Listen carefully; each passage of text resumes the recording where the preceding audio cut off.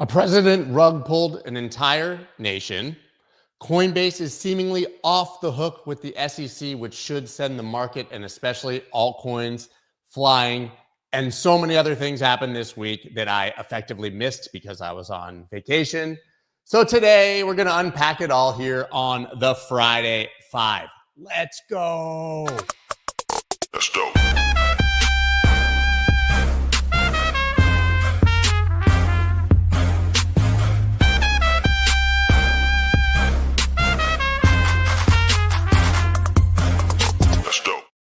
What is up, everybody? I'm Scott Melker, also known as the Wolf of All Streets. Before we get started, please subscribe to the channel and hit that like button. Yes, we know that the president of Argentina rug pulled his nation, but I'm going to be honest, I kind of rug pulled you guys. I did not announce that I was going to be gone this week. I don't tell people generally in advance now when I'm going on vacation because security concerns and things like that.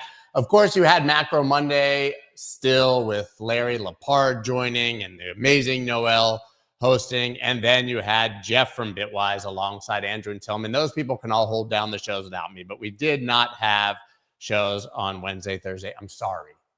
I'm deeply sorry.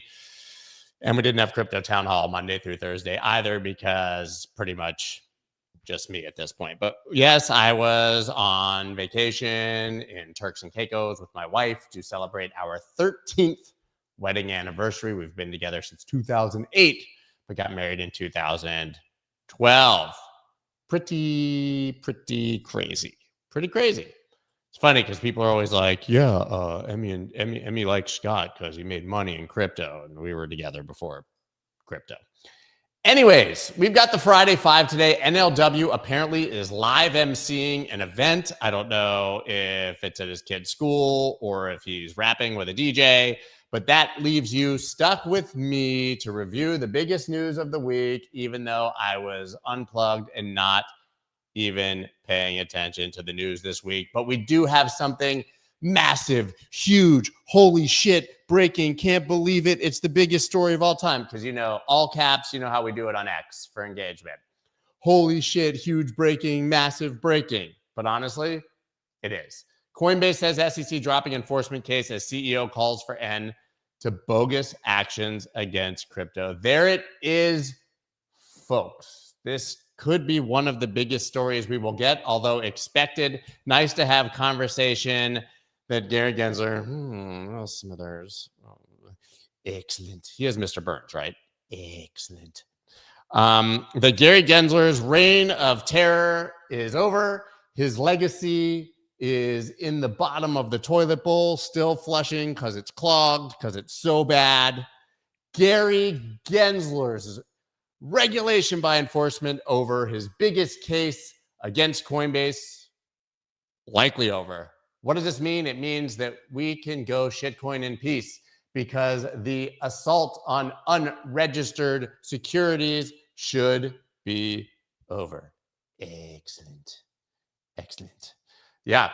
Brian Armstrong over here, this giga mega uber Chad calling for an end to bogus actions against crypto. I think it is fair to say that we are finally seeing an end to those things because this was the biggest one. And if Coinbase is not getting trouble for listing a whole bunch of shit coins, then we're pretty much in the clear, at least as long as this administration and SEC are in power. Absolutely huge. Was not going to be one of my top stories of the week, but here we are. But we did have another SEC story that I intended to discuss, and that is SEC replaces crypto enforcement team with smaller cyber unit. Now, a lot of people were like, what? The SEC is still going to have an enforcement unit against crypto? I can't believe it. This is so bad. But the crypto enforcement team was like 100 people whose entire job was just to wreck our industry with no grounds for doing so. That same regulation by enforcement that I just discussed with Mr. Burns. Excellent. Right? So what they're replacing it with is a smaller cyber unit. And what does that mean? It's devoted to misconduct in the cryptocurrency markets, the latest sign of the regulators' more friendly approach to digital assets. This is a good thing. They're saying they're just going to go after fraud, and they have a unit that's going to actually look for this fraud. Now, would I want to be one of these large celebrities who's pumping and dumping meme coins and there's a trace of it online because this is the blockchain and it's transparent? Probably not, because those people, if they're committing fraud, are still going to be effed in the B. But good news for basically everybody else who's an honest actor just trying to innovate and be an entrepreneur and create things in the crypto industry in the beautiful year of his Lord 2025. So we have the SEC doing the right thing because, after all, people, fraud has always been illegal. And the SEC's job is to protect consumers and investors and retail from fraud and make sure that there's proper disclosures. So if they want to do something to actually find the fraud, this is something that we should applaud. Yeah, I don't like applauding regulators, but going after the bad actors and actually making sure that they can't act badly and commit fraud against retail with shit coins and meme coins, probably a really good thing. You don't have to worry about the Nigerian prince coming to get your meme coins. But clearly, guys, the SEC, even with this Coinbase news, not the biggest news that happened this week. And the biggest news is, of course, Libra, right? For those who missed it because you live under rocks or don't read the news or anything, we had the president of a nation, Javier Milei, whether he was fully involved or not, but tweeting certainly support for a meme coin, a shit coin. I'll tell you why it's not a meme coin, called Libra, that was meant to fund private enterprise in Argentina. You could go visit the website that was created like 2 hours before the token and fill out a Google form. But what happened is this basically went up to like a $5 billion market cap and immediately dumped because insider wallets, specifically about 9 of them, made about $87 million selling a whole shit ton of tokens, rug pulling the entire nation of Argentina, which has led to a scandal that could be the end of President Milei. I'm not saying it will be, but the opposition saying that he should be impeached, that he's a fraud, and this is certainly putting a little damper on his libertarian outlook. But if you don't know the whole story, look at this guy. His name's Hayden Davis, some company called Kelsier, who's admitted to being a part of the Melania meme coin, says that he is a close advisor to Milei, which is why he dresses like an evil character from Harry Potter who's about to jump on his broom. Look at this guy. That's a serious outfit.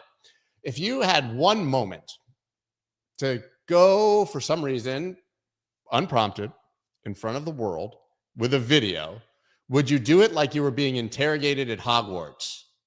I mean, you could have used some good lighting, maybe a nice mic. Maybe you could have put on a suit and tie to look respectable. Instead, he looks like a Gryffindor dropout. What is that outfit? Are his shoulders huge? Is he wearing football pads? I literally don't understand.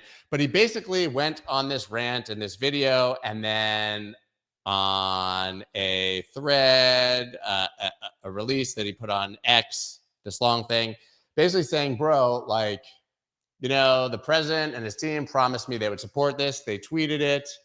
I had a promise they would continue. By the way, this is financial market manipulation that he's describing. Like, this is literally a crime. It's insider information of what the president is going to do. This guy is so fucking stupid then that he threw the president under the bus. He's like, dude, I didn't know they would delete the tweets. Like, what the fuck? This should have gone up forever. He was supposed to keep tweeting. He deleted the tweets and it rug pulled. But we all know that it was insider wallets that rug pulled starting before he deleted his tweets, because his advisors were probably like, dude, you're in a lot of trouble, Mr. President. But yes, he then deleted all of the tweets, right? So this is kind of how the story started. You had this, you know, project that was going to support liberty, Viva la Libertad in Argentina. There should be so many don't cry for me Argentina jokes that eventually led to the president of the nation having to spend an hour in a press conference coping. Milei made such great hit quotes like, I didn't promote it, I supported it. Is that what he said? I shared it. He said, I shared it, I didn't promote it. It's like saying, I was on Sirius XM yesterday for like 5 minutes. I was like, that's like saying I handed him the gun, I put his finger on the trigger and I aimed it, but I didn't do anything, bro. So I have a question here. How is this any different than the Trump rug pulls? Well, first of all, the insider wallets by Trump didn't immediately pump it to a $5 billion market cap or sell it. Second, there's a very important nuance here, guys. And listen, I was probably the most critical person of Trump token. I think it was a horrible idea, terrible timing, just absolutely stupid, gratuitous cash grab. I've said that over and over again, but he didn't rug pull, A, and B, they had the proper disclaimers, whether you agree or not, that the Trump token was a collectible. It was meant for support of the president, not a financial instrument, no expectation of profit. You can say that's all bullshit, but they put the disclosures. This thing is not a meme coin, guys. They launched a project that had a specific utility described that was supposed to be for the people of Argentina and private businesses there to improve their lives and fund them. So there's no hiding here behind the idea that this was just supposed to be a collectible or whatever. But what's really blowing my absolute brains out is that this guy, this nobody like Liberty University graduate who apparently is famous for like taking people out to dinner, then hiding in the bathroom till after the check comes, then coming back out and saying, oh, dude, I didn't know the check came. Like literally you were in the bathroom for 30 minutes. We could see you hiding behind a pole so you didn't have to pay the check. This guy is somehow on a worldwide roadshow convincing world leaders that he's the man to save them by launching a token, right? I mean, it was $251 million were lost. I think I read 74,000 people lost money. But you want to know how this bag of dicks right here is able to convince world leaders that he's the guy who should be launching a token for them? Oh my God, what is wrong with it? Libra Token's co-creator claimed he paid Argentinian President Milei's sister. He paid off the dude's very powerful sister to gain influence over a president, and it apparently worked. I can't imagine the arguments between this dude and his sister right now at this moment, but he's bragged in text messages that are now been seen that he bought influence over the president through the sister, and the president does what I want. Okay. I don't know if you guys saw that part. You can watch the CoffeeZilla video. I didn't, but I'm sure it's great because they always are digging into what happened here. Now, obviously, Milei is on the World Roadshow, giving Elon Musk a chainsaw and trying to improve his appearance. But this literally could be the end of his presidency. I mean, this has to be one of the wildest stories that we've ever seen in the crypto space. I don't know if you guys agree, but I think this is absolute insanity. People were saying it's an FTX level event. Clearly not the case. This didn't crash the market to zero. FTX hurt investors all over the planet. SBF was literally the biggest fraud, and he was the guy who was in Washington making policy. SBF destroyed our industry for years. I would actually, listen, if we want a silver lining this, if you look at the metrics on pump.fun and how much activity there is in these wallets that were like native crypto wallets speculating on Libra, those wallets are doing nothing. This may, I'm not going to say ended, but may have finally wiped out the excitement and capital that was speculating and pumping and dumping meme coins.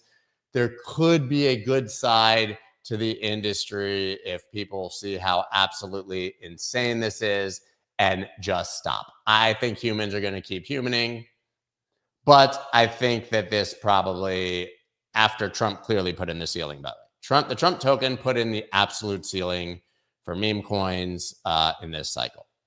You're like, that dude can get the market cap up to 70 billion. Nothing else is going to surpass the Trump token. Wherever that goes, nothing is going higher, right? Basically, like put a cap on what could happen here. But I think that this could be largely the end of this level of meme coin craze, at least seeing presidents do this shit, right? It'd be pretty dumb at this point for a president to try to launch a token. It will be interesting to see how he recovers from this. My instinct is that he'll be fine.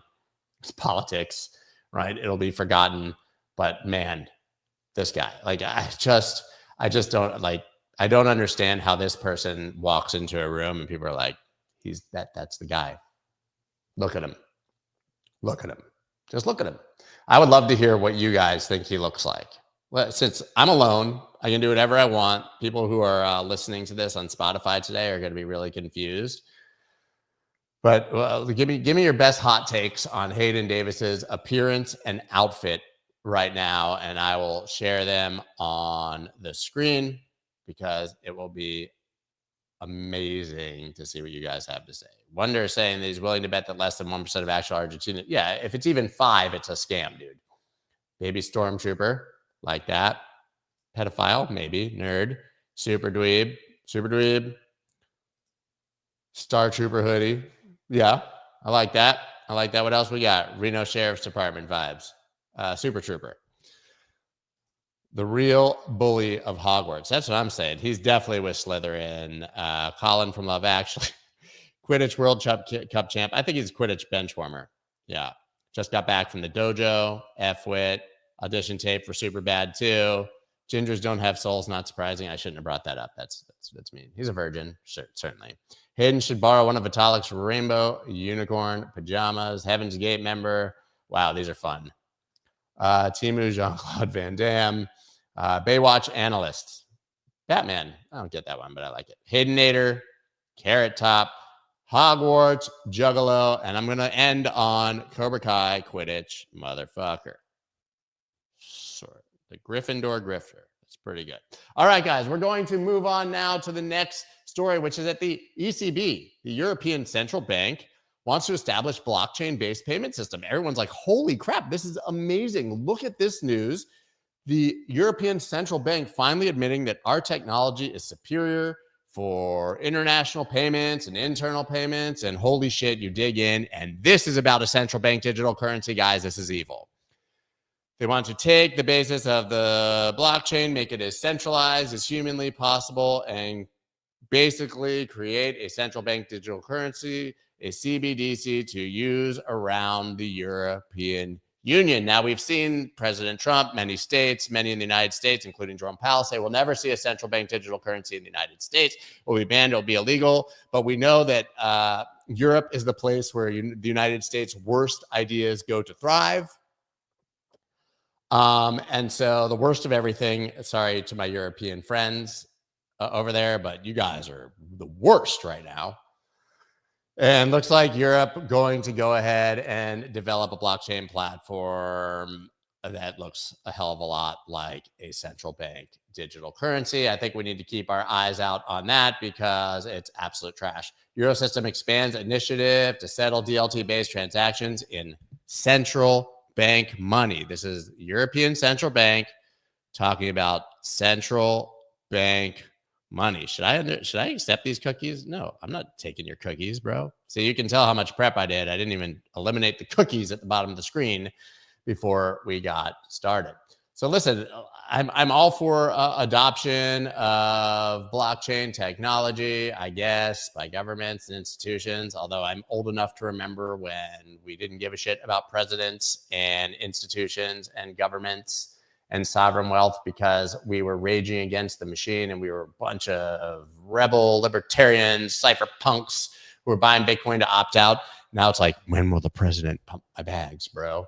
But listen, now we're going to, obviously, with the adoption by governments, we're going to see the worst sides of the technology being adopted as well. We've got some news on Binance. Binance US restores use of American dollars on the platform. You might remember that Binance US, one of the major casualties of the Gary Gensler era of regulation by enforcement.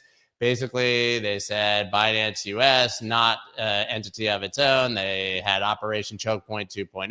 All the banking partners were removed. We saw OKCoin die. We saw FTX, for obvious reasons, US die, even though it was supposed to be a separate platform. Binance US basically was killed. It continued to exist, but there's no volume, no way to get dollars in and out. You had to send money via stable coins. Well, if you want to know that Operation Choke Point 2.0 against the crypto industry is thawing, Well, we finally have banking partners again for platforms in the United States like Binance.us. Binance CEO Tang, who I'm interviewing, honestly, I cancel it. I shouldn't. It's embarrassing. I've been trying to get an interview. I should say Misha, my amazing producer, has been trying to get an interview with Richard Tang for ages. And then like a week ago or two, I went skiing with my daughter and my flights were delayed. And I got home at like 2:30 in the morning. I was supposed to interview him at 8. I was like, I don't know, man. And let's just say I made the bad decision of prioritizing feeling like a human being and sleeping before Macro Monday. But we will be interviewing him again in a couple weeks. Still haven't done it though. Obviously, I've interviewed CZ before, but him saying that we have a fresh reset for crypto in the U.S. regime. Very, very clear now that we are so back, baby, and that we will have multiple options of exchanges in the United States where we can send our actual dollars in and out moving into the future. On a more negative note for Binance, although this seems stupid, Nigeria sues Binance for $81.5 billion in economic losses, back taxes. The Federal Inland Revenue Service, that's not a real thing. You guys made that name up, is looking for $79.5 billion for economic losses and $2 billion plus interest and back taxes. Like economic losses, how did Binance cause Nigeria economic losses? They said that they had a significant economic presence in Nigeria, so should be liable to pay corporate income tax. Okay, cool. Let's see how that goes for you. Binance has more money than Nigeria, probably. So we have a whole lot of stories now about the United States and what's happening under Trump. First, we have Trump coming back and underscoring his commitment to make U.S. the crypto capital. He said it again 2 days ago. A lot of people were wondering. But along those lines, we obviously have the states moving forward with a hell of a lot of Bitcoin strategic reserve bills. Utah's Bitcoin reserve bill advances to Senate Standing Committee. That means it is actually advancing, moving forward. Cinema calls Arizona a trailblazer as state pushes to keep unclaimed crypto in native form. We could summarize all of the things that are happening, but let's just say that a lot of states have moved bills past committee. They're starting to look like they actually have a legitimate chance at being approved for the first time. And we have basically half the states in the United States promoting or proposing some sort of crypto or Bitcoin strategic reserve legislation. This is good news, but also important to note that just because one politician in a state proposes legislation doesn't mean it's going to happen. So that's what's happened in 22 states so far. But maybe the biggest story in the United States is, well, apparently we think there might not be any gold in Fort Knox. You guys heard about this? Proposed U.S. gold reserve audit could spur blockchain adoption for sovereign reserve tracking. Sure, that's a very like crypto-focused take. But more importantly, Trump and Musk say they want to make sure that Fort Knox gold is still there. Maybe it's there, maybe it's not. Can you imagine if Fort Knox had just been sitting empty?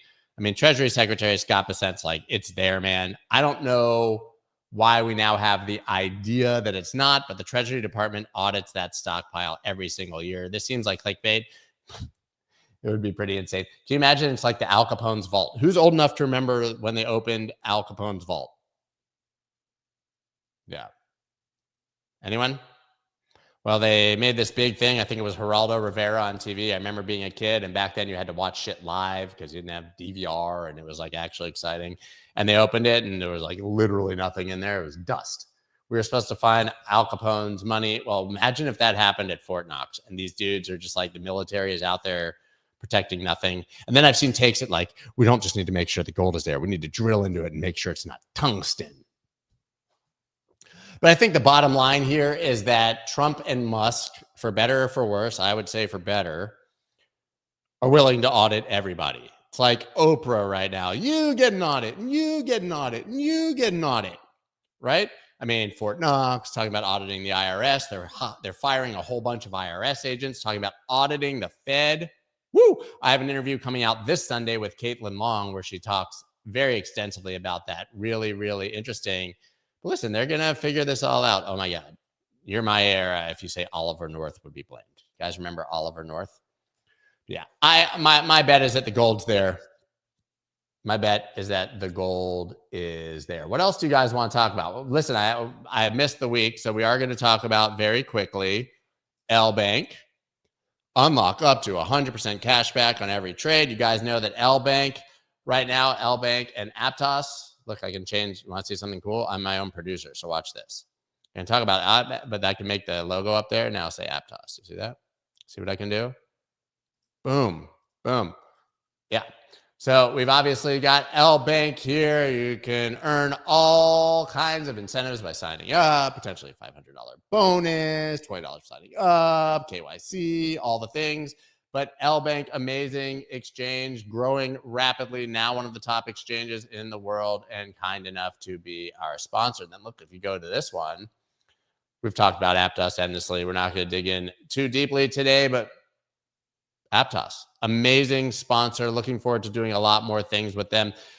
What I'm really excited about actually that's coming up on a side note is I've got a lot of conferences. We've got Paris Blockchain Week in April. So I'll be doing, as you guys have seen, the full content review of that, man on the street interviews, figuring out who we're going to be working with to make that happen. But Paris Blockchain Week being in April. And then Token 2049 in Dubai, not only going there to cover the event and do interviews as I always do, but I've partnered with my old friend who owns the Middle Eastern Blockchain Awards. So the night before Token 2049 starts, we're going to do the Middle Eastern Blockchain Awards in Dubai at the Burj Al Arab. It's going to be absolutely insane.